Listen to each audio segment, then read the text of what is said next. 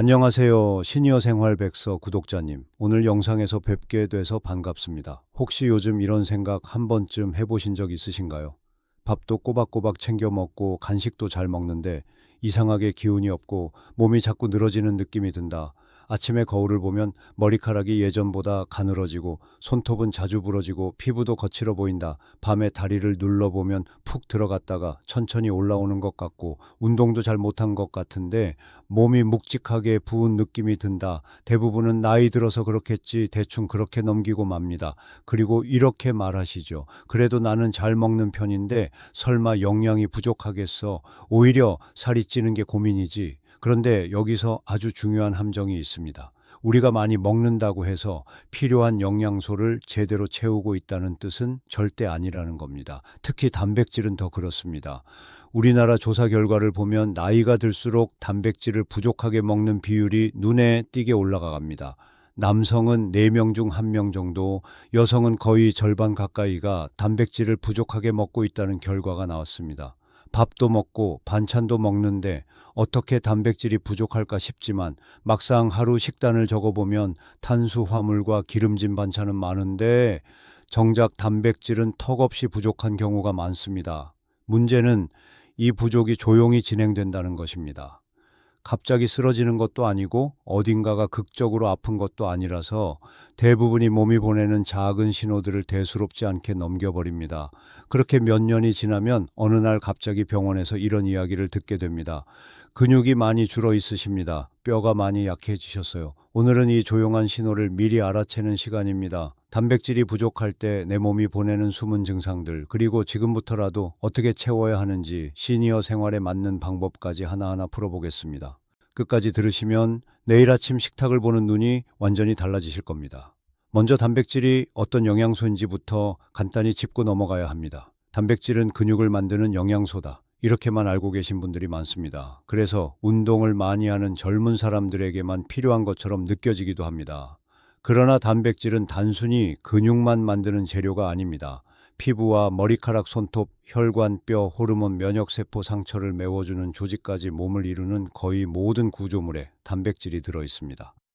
다시 말하면 단백질은 우리 몸을 짓는 벽돌이자 철근이고 기계를 움직이는 부품이자 공장에 불을 켜는 스위치와도 같습니다. 여기서 중요한 사실 하나를 더 말씀드리겠습니다. 단백질은 몸에서 저절로 만들어지지 않습니다. 탄수화물은 필요하면 지방으로도 바뀌고 지방도 어느 정도는 저장과 활용이 가능하지만 단백질만큼은 반드시 음식으로 공급해 줘야 합니다. 그래서 하루만 부족해도 바로 몸이 신호를 보내기 시작합니다. 문제는 그 신호를 우리가 잘 모른다는 것이죠. 여러분 잠시 부탁 말씀드리겠습니다. 시니어 생활백서 채널을 보시는 분들 중 아직 구독을 누르지 않으신 분들이 정말 많습니다. 여러분의 구독과 좋아요는 저에게 큰 힘이 되고 여러분께는 더 많은 건강 정보를 받는 통로가 됩니다. 구독과 좋아요는 3초의 수고지만 여러분의 노후 건강을 지키는 데는 아주 큰 도움이 됩니다. 잠시 시간을 내주시면 앞으로도 더 정확하고 실천 가능한 정보로 보답하겠습니다. 고맙습니다. 자, 이제 본론으로 들어가겠습니다. 도대체 단백질이 얼마나 부족하길래 이런 이야기를 할까? 내 몸은 괜찮을까? 혹시 이미 신호를 보내고 있는 건 아닐까? 그래서 지금부터는 몸이 실제로 보내는 구체적인 증상들을 하나씩 짚어보겠습니다. 밥을 먹었는데도 자꾸 간식이 당기는 이유, 머리카락과 손톱이 왜 약해지는지, 몸이 잘 붓는 이유와 상처가 잘 낫지 않는 이유, 이 모든 것 안에 단백질 부족이라는 공통된 연결고리가 있습니다. 오늘 영상은 여기서부터가 본론입니다. 단백질 부족이 내 몸에 남기는 6가지 신호, 그리고 시니어가 꼭 알아야 할 단백질 채우는 4가지 실천법, 끝까지 들으셔야 제대로 활용하실 수 있습니다. 그럼 첫 번째 신호부터 보겠습니다. 첫 번째 신호, 밥을 먹어도 자꾸 간식이 당길 때, 분명히 식사를 했는데 한두 시간 지나면 또 뭔가가 먹고 싶어집니다. 특히 빵이나 떡, 과자, 국수 같은 탄수화물 위주의 간식이 더 당깁니다. 많은 분들이 나이가 들어서 입이 심심해서 그렇다고 생각하시지만 속을 들여다보면 단백질 부족이 숨어 있는 경우가 많습니다. 탄수화물은 입에 들어가는 순간부터 빠르게 소화되기 시작합니다. 에너지가 급하게 올라가고 인슐린이 한꺼번에 분비됩니다. 그러다가 시간이 조금만 지나면 혈당이 빠르게 떨어지면서 몸이 다시 허기를 느끼게 됩니다. 그래서 밥을 먹었는데도 얼마 안 가서 또 허기가 지는 겁니다. 반대로 단백질은 구조가 복잡해서 천천히 소화됩니다. 위와 장을 통과하는 시간이 길고 그만큼 오랫동안 포만감을 유지하게 도와줍니다. 식사에 단백질이 충분히 들어있으면 허기가 천천히 찾아오고 과식과 군것질을 막는 데 큰 역할을 합니다. 혹시 요즘 간식이 부쩍 늘었다면 내가 너무 많이 먹어서 그런 것이 아니라 단백질이 부족해서 그럴 수도 있겠구나 하고 한번 의심해 보셔야 합니다. 두 번째, 신호 머리카락과 손톱이 약해질 때 머리카락과 손톱 피부는 케라틴이라는 단백질로 이루어져 있습니다. 몸 안에 단백질이 부족해지면 생명을 유지하는 데 꼭 필요한 장기부터 우선 공급을 합니다. 심장과 뇌 같은 곳이 먼저인 것이죠. 상대적으로 덜 중요한 머리카락, 손톱 피부는 나중으로 밀리게 됩니다. 그러다 보니 머리카락이 가늘어지고 힘이 없어지고 머리를 감을 때 빠지는 양이 눈에 띄게 많아집니다. 손톱은 잘 부러지고 갈라지고 표면이 울퉁불퉁해지기도 합니다. 피부도 건조해지고 잔주름이 늘면서 탄력이 떨어지기 시작합니다. 많은 분들이 나이가 들면 당연히 머리카락이 빠지고 손톱이 약해지는 줄 아시지만 단백질을 충분히 채워주면 이 속도가 확실히 느려집니다. 완전히 되돌릴 수는 없어도 눈에 보이는 변화의 정도가 달라집니다. 세 번째, 신호 이유 없이 몸이 잘 붓고 살찐 것처럼 느껴질 때 여기에는 알부민이라는 단백질이 큰 역할을 합니다. 알부민은 혈액 안에서 물을 붙잡아 두는 힘을 가진 단백질입니다. 혈관 안에 물이 있어야 할 자리에 머물게 해주는 일종의 자석 같은 역할을 합니다. 단백질이 부족하면 알부민 양이 줄어들고 혈관 안에서 물을 붙잡아 두는 힘이 약해집니다.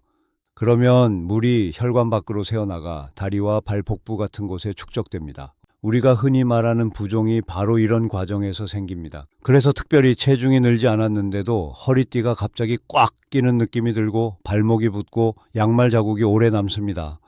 아침보다 저녁에 몸이 훨씬 무겁게 느껴지기도 합니다. 단순히 짜게 먹어서 그런 경우도 있지만 단백질이 부족할 때 이런 현상이 훨씬 잘 생깁니다. 네 번째, 신호 상처가 잘 낫지 않을 때 살다 보면 여기저기 긁히고 부딪히고 작은 상처들이 생깁니다. 예전에는 며칠이면 금방 아물던 상처가 요즘은 유난히 오래 가는 것 같다면 이것도 단백질 부족을 의심해 볼 수 있습니다. 상처가 회복되는 과정에는 콜라겐이라는 단백질이 필요합니다. 새로운 피부를 메우고 조직을 이어붙이는 역할을 합니다. 몸 안에 단백질이 넉넉하면 이 과정이 매끄럽게 진행되지만 부족하면 새 살이 차는 속도가 느려지고 상처가 쉽게 벌어지거나 흉터가 오래 남을 수 있습니다. 나이가 들수록 회복이 늦어지는 것은 자연스러운 현상이지만 단백질을 충분히 채워주면 그 속도를 어느 정도 늦출 수 있습니다. 특히 당뇨나 만성질환을 가진 분들은 상처 회복이 더디기 쉽기 때문에 더욱 단백질 섭취에 신경 쓰셔야 합니다. 다섯 번째, 신호 피로가 쉽게 쌓이고 근력이 눈에 띄게 줄 때 계단 몇 층만 올라가도 숨이 차고 예전에는 가볍게 들던 물건이 유난히 무겁게 느껴질 때가 있습니다. 이럴 때 많은 분들이 나이가 드니까 그렇지 하고 넘기지만 단백질 부족이 원인이 되는 경우가 많습니다. 근육은 단백질의 저장고입니다. 단백질 섭취가 부족해지면 몸은 저장된 단백질을 쓰기 위해 근육부터 깎았습니다. 근육량이 줄면 같은 일을 해도 더 많은 힘이 들고 조금만 움직여도 쉽게 지치게 됩니다. 넘어질 위험도 커지고 골절 위험도 함께 증가합니다.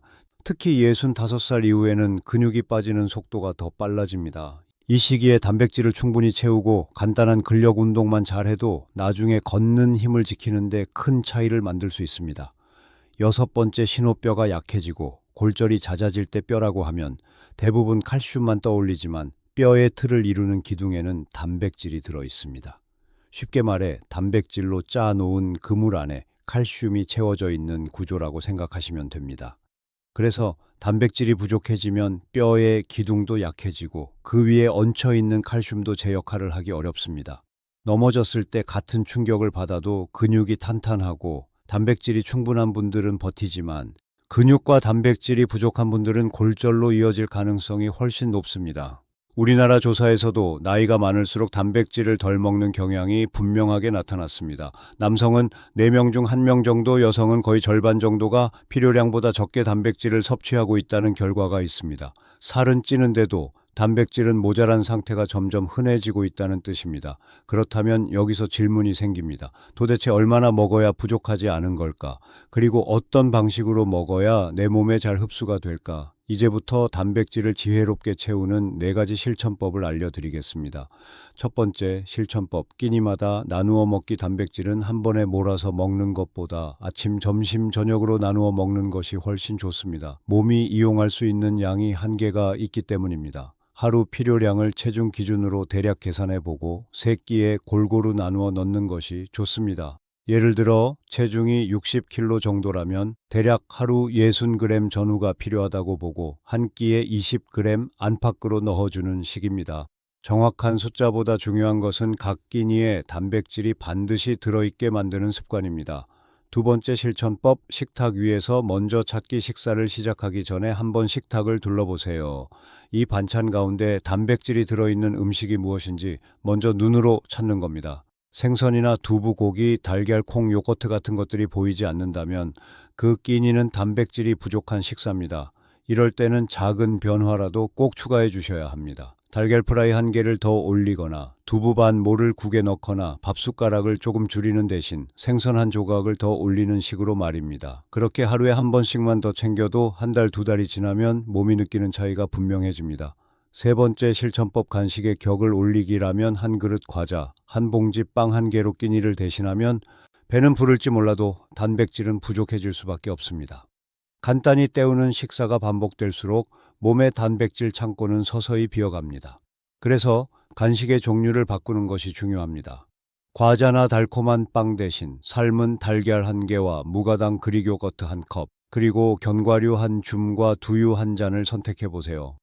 어렵지 않게 단백질을 보충할 수 있고 혈당도 덜 출렁이고 포만감도 훨씬 오래갑니다. 네 번째 실천법, 시니어에게 맞는 단백질 선택하기. 나이가 들면 씹는 힘이 약해지고 소화 기능도 떨어집니다.